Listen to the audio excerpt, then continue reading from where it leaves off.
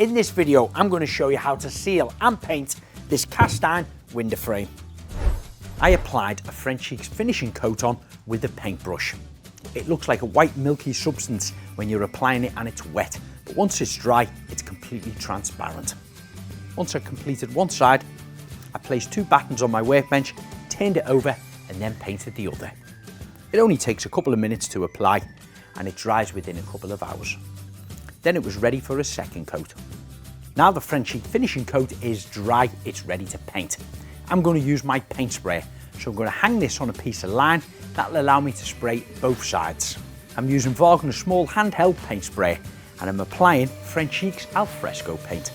Once I've applied one coat, I'll leave this to dry for a couple of hours and then apply a second. If you're looking for more 60-second tips, head over to our YouTube channel, Mr. and Mrs. DIY.